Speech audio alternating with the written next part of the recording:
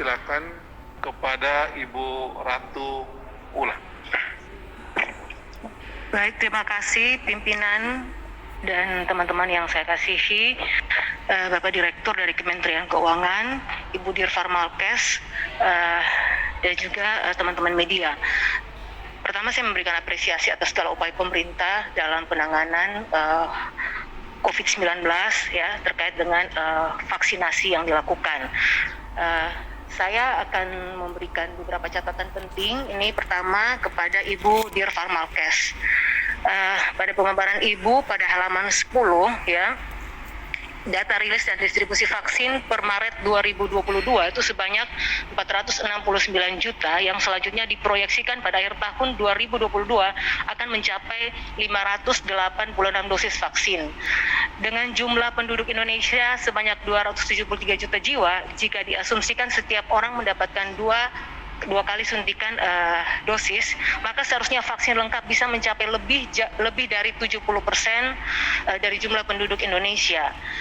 Yang menjadi pertanyaan saya, bagaimana skema percepatan yang dilakukan dengan target yang ditentukan oleh Kemenkes, yaitu vaksinasi lengkap 70% dari total populasi dapat tercapai sebelum Juni tahun 2022. Mohon penjelasannya dari Ibu Dirfar Malkes. Berikutnya, yang kedua, ini terkait dengan rencana pengadaan vaksin COVID-19 di tahun 2022. Ya, nah di sini ada rencana pengadaan vaksin khususnya untuk vaksin anak itu sebanyak 2 juta. Sebanyak 38 juta 700 dosis ya, dengan harga sebesar 71 per dosis itu 71.665. Nah, yang direkomendasikan untuk vaksin anak adalah vaksin Sinovac atau Coronavac. Namun di penjelasan di atas ternyata harga Sinovac itu sebesar 82.661, berarti ada selisih harga kurang lebih 10.996.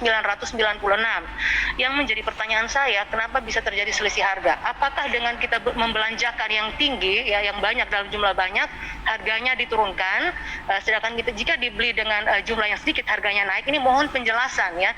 Ini kan ada di halaman 12, Bu Dir. Yang ketiga, terkait dengan vaksin merah putih yang akan dibelanjakan tuh kebutuhan anggarannya kurang lebih 1,6 triliun.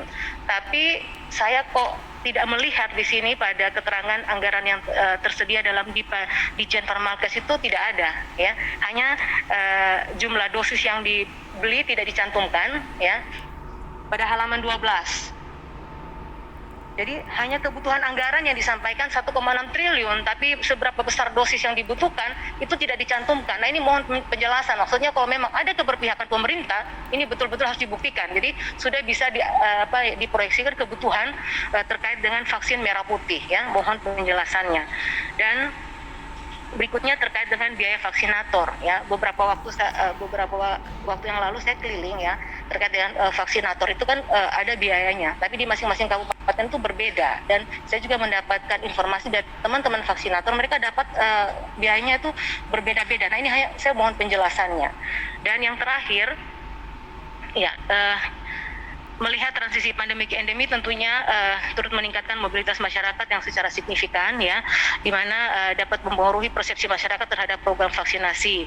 Nah, untuk itu percepatan vaksinasi perlu dilaksanakan dan juga sangat dibutuhkan intensitas edukasi vaksin kepada masyarakat. Karena begini Bu ya, banyak daerah itu yang menolak, ada yang minta kami butuh Sinovac ya. Jadi ketika diberikan Pfizer atau diberikan AstraZeneca, banyak yang tidak menggunakan, justru itu menjadi kadaluarsa. Nah, ini bagaimana upaya pemerintah dalam rangka edukasi terkait manfaat vaksin sehingga vaksinasi juga bisa mencapai target sesuai yang sudah diprogramkan oleh Menteri Kesehatan pada bulan Juni tahun 2022.